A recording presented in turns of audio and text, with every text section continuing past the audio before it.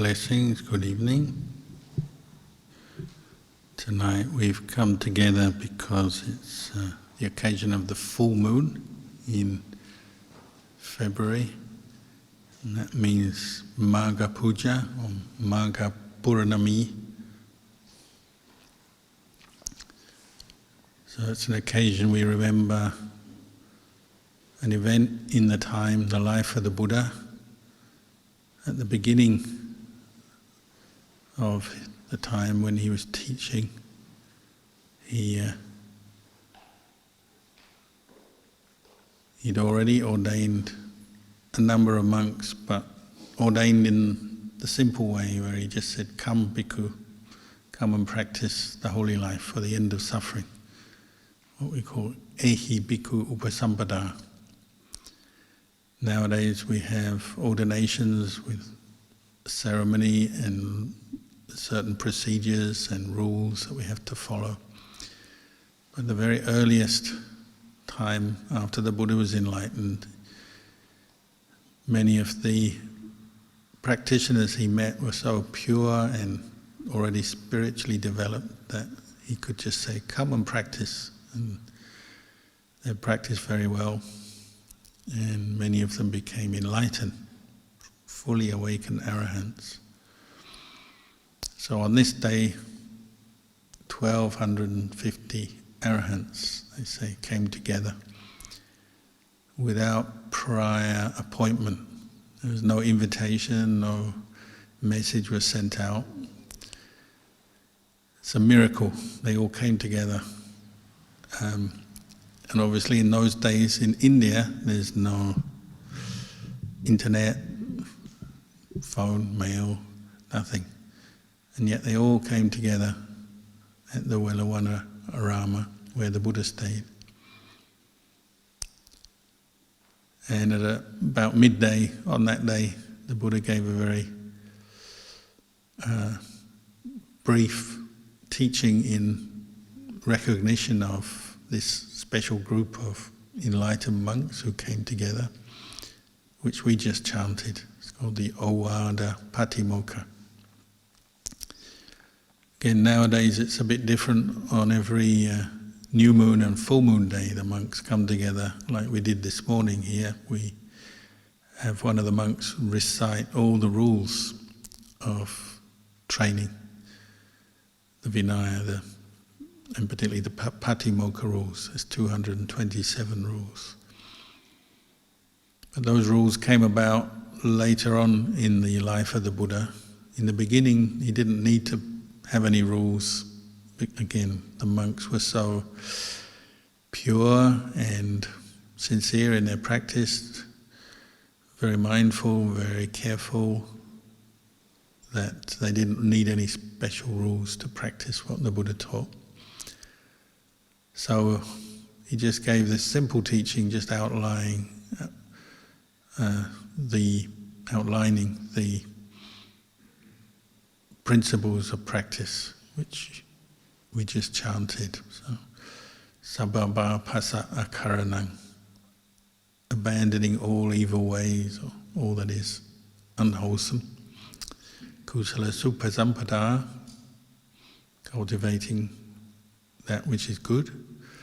Satchitta Pariyotapanang, purifying one's mind. Etam Buddhana Sasanang, this is the teaching of all the Buddhas. So acknowledging that there are, through the ages, more than one Buddha arising in the world, and each Buddha will teach much the same thing, the way to enlightenment, the way to Nibbana. You might say, why did the Buddha need to teach this at that time, if all the monks who came together were already fully awakened arahants? Well, maybe it was for helping them to reflect on the Dhamma, because they have all become teachers. Once they're arahants and they're all living in different parts of India at that time, they themselves would become teachers, teaching what the Buddha taught in different communities, moving around, meeting people who hadn't met the Buddha's teachings before. So perhaps he was just giving them a summary that they had already practiced, understood themselves, but he was just giving them in a very clear, simple way that they could reflect on and enjoy, because even an arahant can enjoy the Dhamma. An arahant listening to the Dhamma, piti and sukha, joy, rapture can arise in their mind. So they still have a body, they have a mind. They don't have any more clinging to the sense of self. They don't have any more mental defilements affecting their mind. Greed, anger and delusion are gone. But they still can enjoy the Dhamma because the Dhamma is true. It's very powerful. That's why when we chant the Dhamma, often that brings up a good feeling, makes us feel peaceful, helps us to concentrate, calm the mind, makes us more mindful, and brings up wisdom. As you chant, you reflect on the teachings. So even an arahant can get something from hearing the teachings. And maybe it's giving them encouragement to go off and do their duty, teaching Buddhism around India in those days.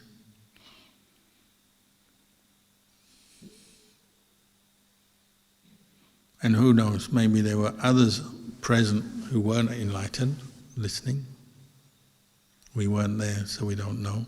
So perhaps other people were also listening and they could benefit from hearing these teachings.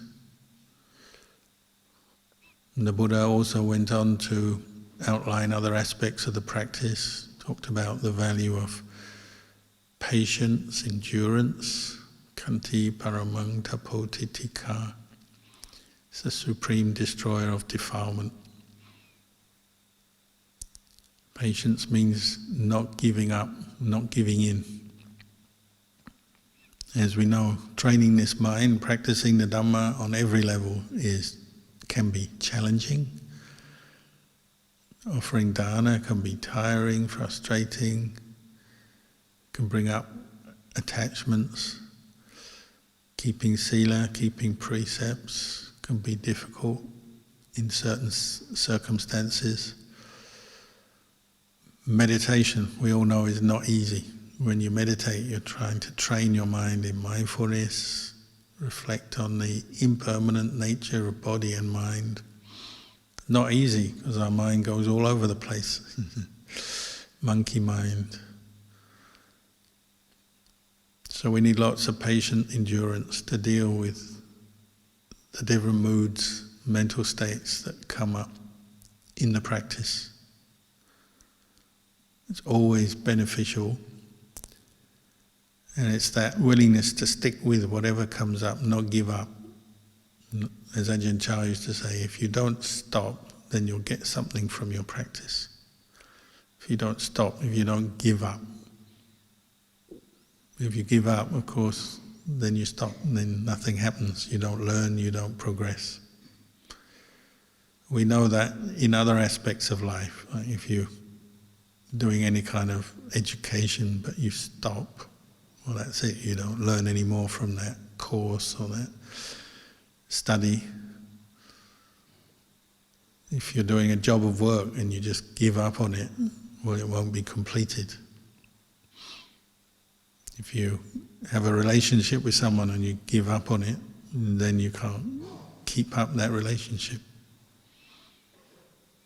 And so on. In life, we need patience in everything we do. And the Buddha pointed out it will help you to overcome all the defilements that come up.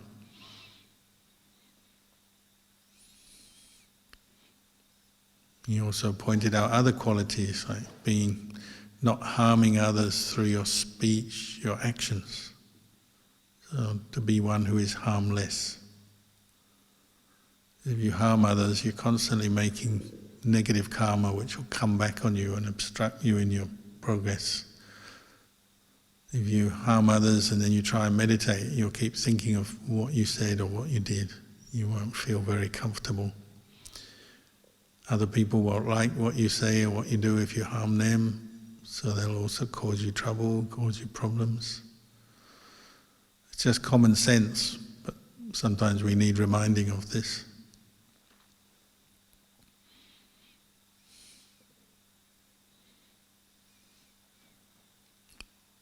Because he was giving a talk to monks, he also said, well, practice restraint in the patimokkha, the sila, the discipline for monks. For lay people that might be, well, keep your precepts, live within the precepts, 5 precepts, 8 precepts.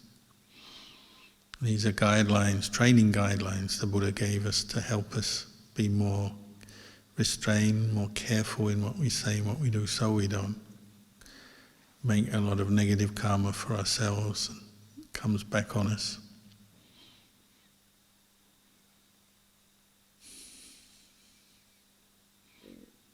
So to dwell in a quiet place,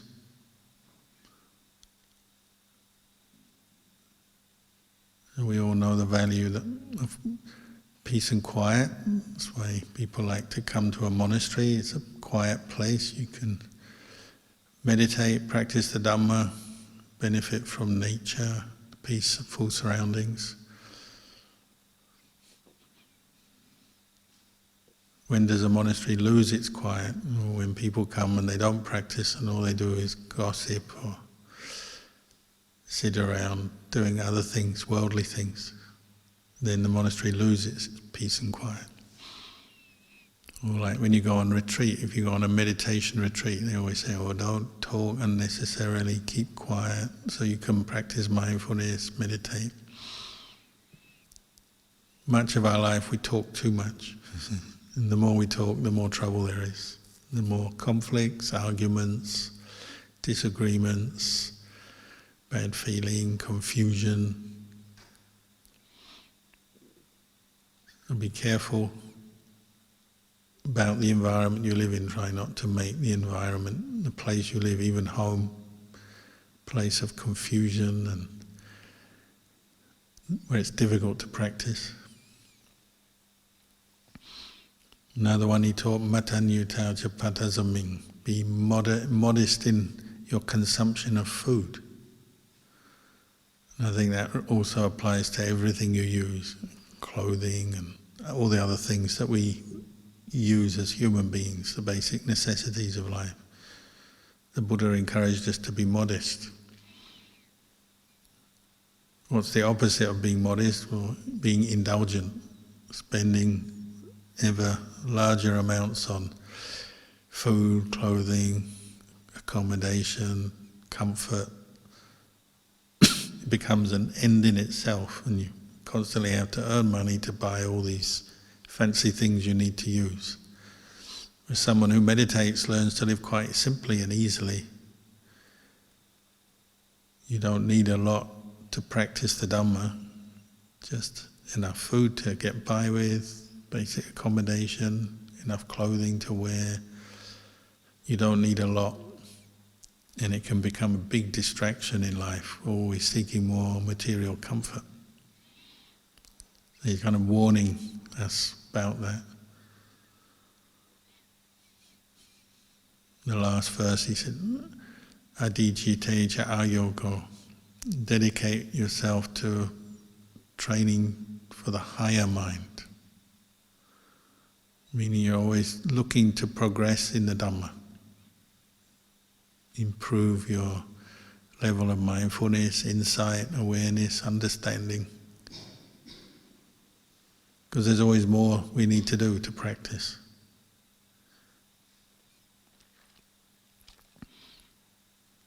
So on that day he gave this teaching, which is a very useful summary that we can go back to over and over again as we practice Dhamma. Even just the most simple one, cultivate the wholesome, kusala Dhamma, abandon the unwholesome, akusala Dhamma. It's what you're doing when you practice Dhamma, isn't it? If you notice negative states rooted in greed, anger, delusion, you try and let them go, because they only cause you more suffering, more mental proliferation. Where does the monkey mind come from? It comes from greed, anger and delusion that we're still holding on to. And cultivate the opposite, non-greed, non-anger, non-delusion. So mindfulness, kindness, generosity, wisdom.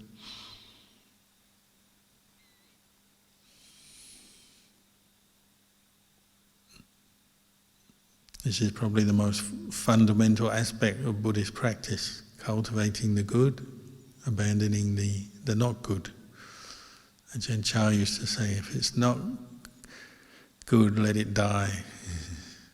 If it doesn't die, make it good. We have to make our mind, improve our mind through practice. No one can do it for us. So this teaching he gave is like, it's a guideline for how to practice for yourself in daily life. Cultivate the good, abandon the evil states of mind, the unwholesome states of mind that come up. Go beyond the normal kind of delusions and attachments that cause us all this suffering. We have to do that for ourselves, because no one can do it for us. So you have to learn how to reflect on your own experience, investigate things. Don't just take it all for granted or take it at face value.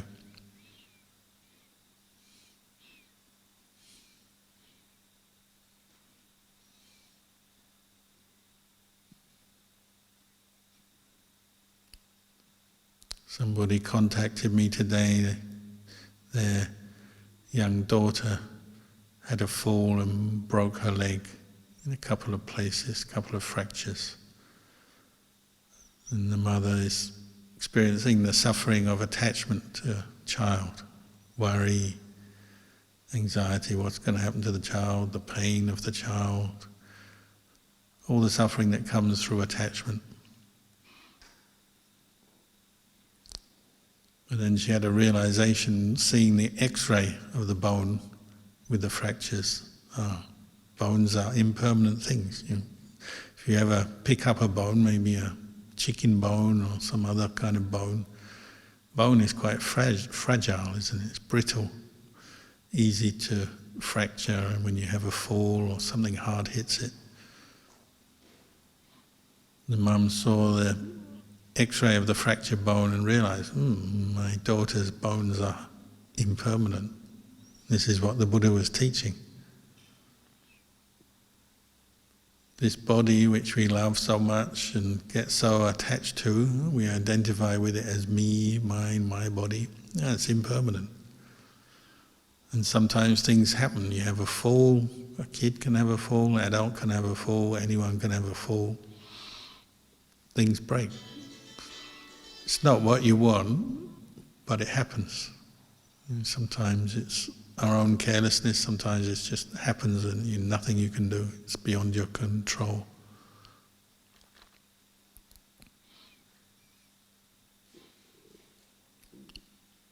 But if you can take it as a Dhamma teaching, even the child that you love can teach you to see impermanence, and you realize nothing lasts forever.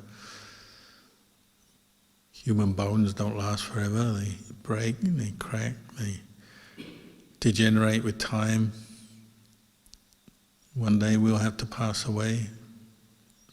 Hopefully we die before our kids, but who knows? You never know, do you?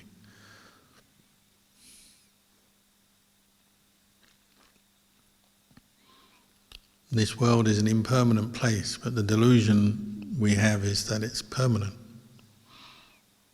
Once something's permanent, you like to take ownership of it. So you say, my house, my car, my body, my child, my parent, my friend. When we do this, when we take ownership, we don't see the impermanence in things. And we don't see the lack of self in the things around us. We think we own everything and it's mine to have. But it's not. That's a delusion. We think the world is very real because it seems very solid, and yet it's not. It's impermanent. Nothing lasts. Nothing lasts in an unchanging state. It's always changing. The body is always getting older every day, and things happen to it. Sometimes we get accident or illness. We feel hungry, we feel hot, we feel cold. Never quite how you want it, is it? It doesn't look how you want, doesn't feel how you want. Because it's impermanent and it's not self.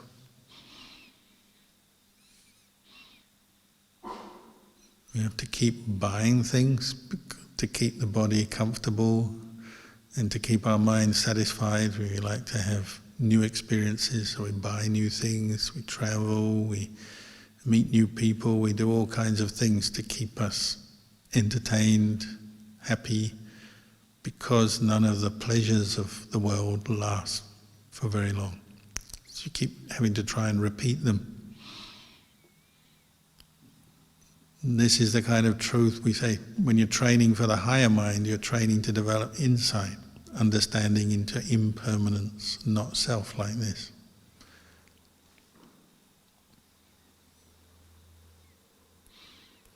It doesn't mean to say you can't have any pleasure in life, but to know pleasures don't last. And they can be a trap, can't they? They become addicted to them, you become caught up in them, ever seeking more, always got to seek the next kind of pleasure, the next pleasant experience, go to the next pleasant place, hoping to find some happiness. And we're always trying to get away from the unpleasant. Sometimes pleasant turns into unpleasant, sometimes unpleasant turns back into pleasant. But it's never fixed, it's never permanent.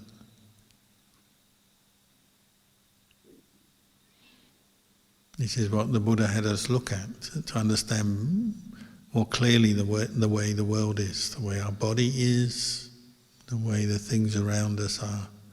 Nothing stays the same.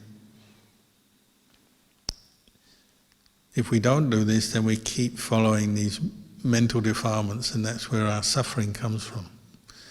We keep taking ownership of things, say material things. We keep getting disappointed when the things we own don't last. Someone was complaining about this the other day. They built their house, cost a lot of money and time and effort to build the house. They thought, oh, now all the hard work is over, the house is finished. But then they said after a few years they realized maintaining the house is just as hard work, if not worse. You've got to clean it, furnish it, mend things when they go wrong. It's all because of impermanence and because it's not self. If it was self, you just command it. You say, house, clean yourself. Don't get dirty. You say, house, don't break down. But you can't, things go wrong.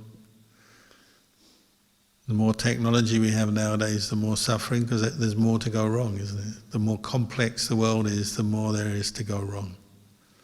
The more you have to look after, fix, mend things, buy new things, replace the old ones. It's never ending.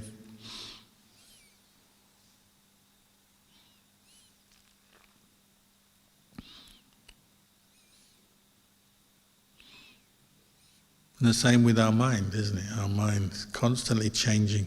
One moment we're happy, next moment we're depressed, disappointed. One moment we're bored, next moment we're excited, we're interested, then we're bored again. That's what we'll notice when we meditate. Say like tonight, we're meditating late into the night.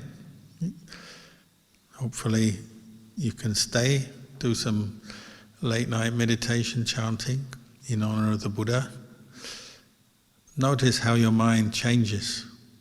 Maybe you start the night with a lot of anticipation.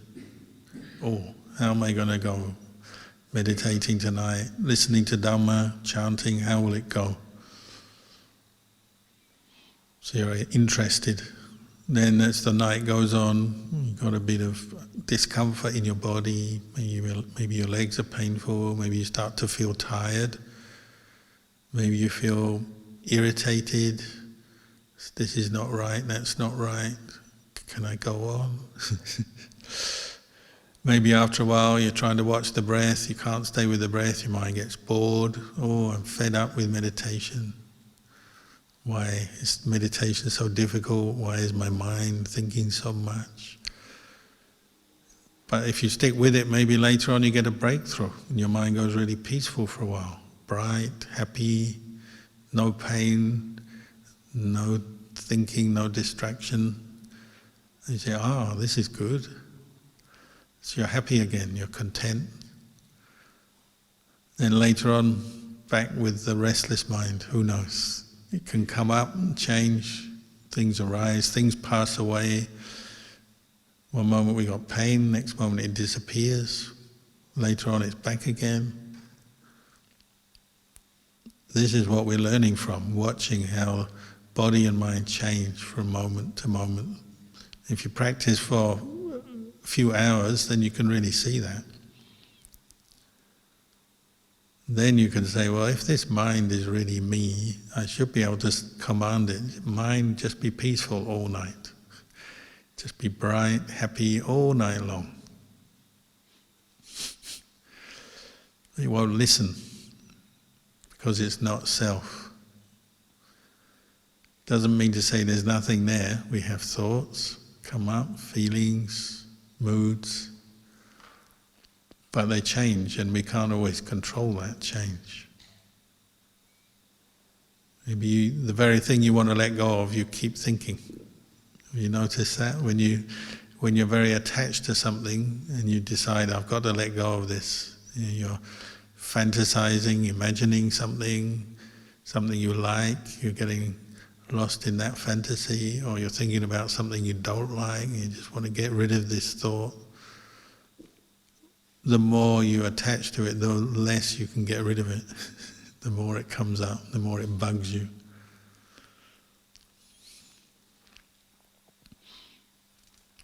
So the Buddha was giving us ways to understand our own mind and body, to understand the way it is. And it's through understanding and wisdom that we can actually let go and be at peace. So if it's thinking, you could just watch the thoughts arising and passing away. They say in one day you might have 60,000 thoughts on average. I'm not sure how many thoughts you have in one all-night sitting. If you have a lot of sleepiness, maybe less thoughts, maybe 30,000 thoughts. But just watch how many thoughts come and go. Some are good, some are not so good, some are interesting, some are boring. Just watch, and you can learn something from all of them, because they're all teaching you impermanence. They arise, pass away.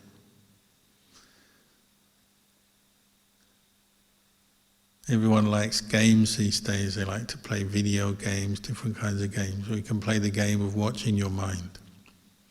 Oh, another thought comes up, another thought goes away. Good one, not so good one, random one, boring one, foolish one. Surprising thoughts, where did they come from? Why am I thinking about that?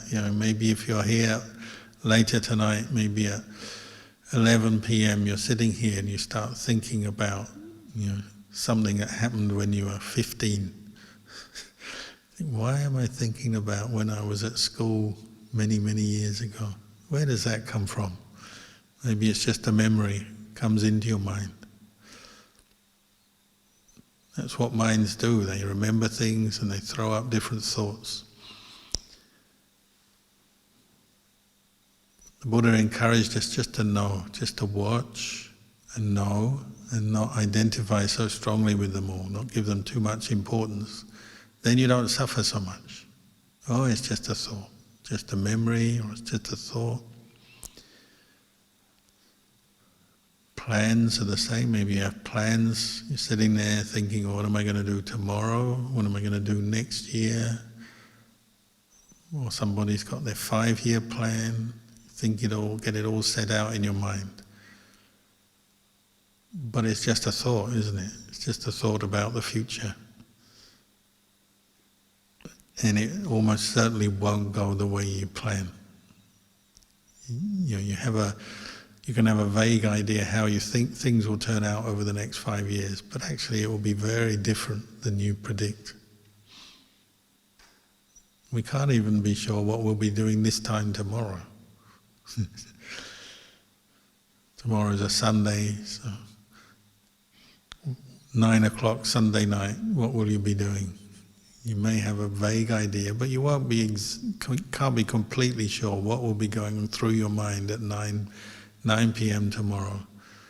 Whether you'll be peaceful or not, whether you'll be happy or sad, sleepy, whether you'll be with a friend or on your own, or what you'll be doing. You can't be exactly sure, can you? Because it's uncertain, it's not sure, it's impermanent.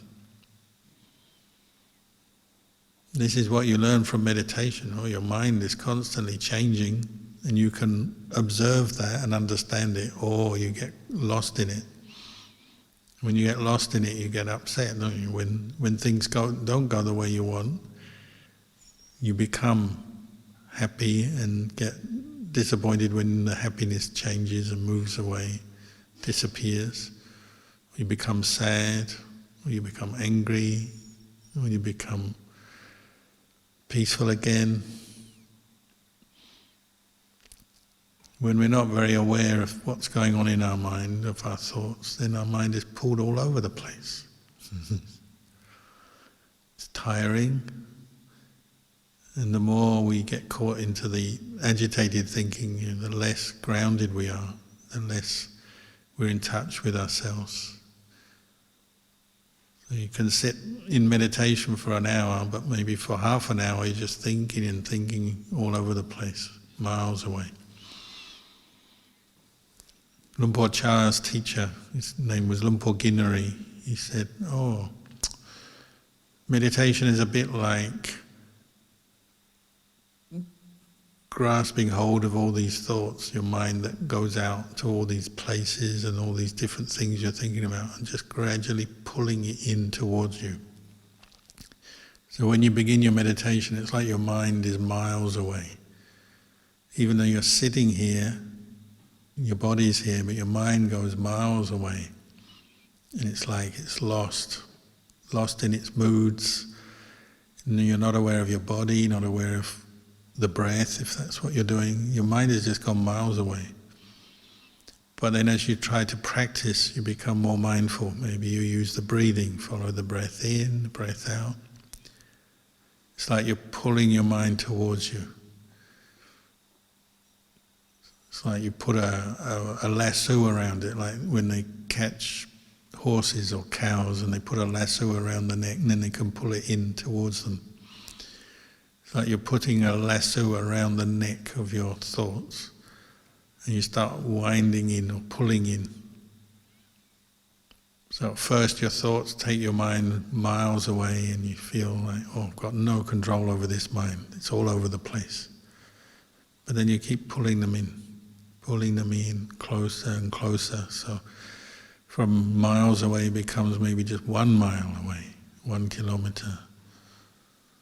1 kilometer becomes 500 meters, 200 meters, 100 meters, down to 50 meters, down to 10 meters, down to just a few meters away. Like now your thoughts and your mental states they're still coming up, agitating you, but they're right. Your mind is right there, watching. It's not miles away, it's just right here. And you watch every thought as it comes up. You don't get so lost in your moods, you don't get so distracted, so sleepy, so angry, so worried.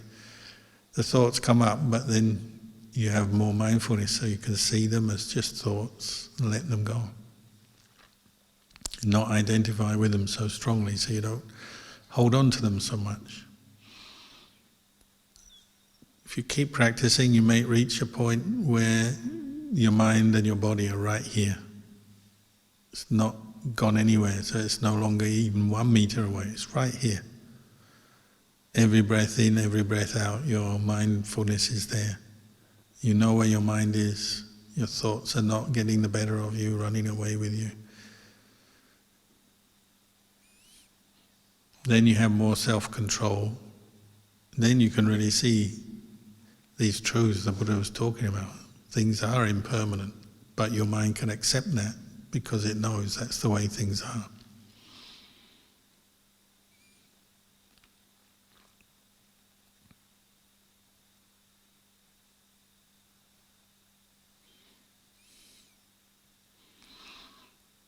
And we're also helping each other when we meditate. Say as a group, we help each other by, if you see one person practicing, then that may encourage you to practice yourself. So there's another thing you get from this day of Magha Puja. 1,250 arahants came together. We are learning from that, the importance of meetings, or coming together as a group. So it's something the Buddha emphasized, particularly for the monastic community, to meet regularly as a group, because you get a lot of support from a group. If you're meditating together, you see other people trying in their meditation, then you try. If you chant together, if you chant on your own, you might forget the words, but if you chant as a group, you hear the words, it's easier. Working as a group, you can get more done when you do some job, like say cleaning a hall or doing some job of work. So this has always been part of the Buddhist training, is to see the value of sometimes coming together as a group, working, practicing together. So even arahants can come together as a group. Some people think, oh, if I'm an arahant, I'll just be away on my own, not have anything to do with anybody. But it's not actually how arahants practice or live. They tend to value the group and helping others because they have a lot of compassion, because they've got no self-attachment anymore. So then they'll give a lot back to the community. So even arahants will come together for a meeting, for a meditation, for a Dhamma talk, for whatever it is. So Ajahn Chah used to emphasize that in his teaching, and on Magha Puja he'd encourage all the monks to come together. Maybe some of them would be out wandering in the forest. He'd say, come back for Magha Puja, practice together for a night, listen to the Dhamma, meditate together. So we keep up that tradition. We come together on Magha Puja as a group, listen to the Dhamma, meditate, and we get a lot from that. We get some strength in our practice. We get faith, get energy, maybe get some inspiration by seeing others practice, and then we practice. We get something from that.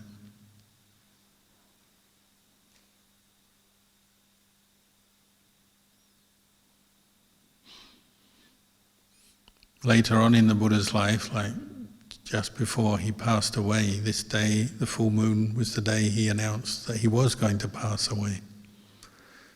3 months before Visakha Puja, he announced to Ananda, he said, in 3 months I'm going to enter parinibbana, meaning I'm going to die. So he's giving everybody the chance to prepare for that fact. Again, it's a teaching on impermanence, isn't it? Even the Buddha passes away, doesn't last forever. We have to die, the Buddha has to die. No one can escape from that. So prepare yourself. That's what the Buddha encouraged us to do. Prepare yourself, because this world is impermanent, life is impermanent, this body is impermanent. You prepare yourself for that. Don't just run away from the truth or hide from the truth. The truth is freeing, it's liberating. So this full moon day in February has many many things it teaches us, many things to remember, many things we can reflect on. But for now I'll just say this much, and in a moment we can do our circumambulation, our procession around the hall.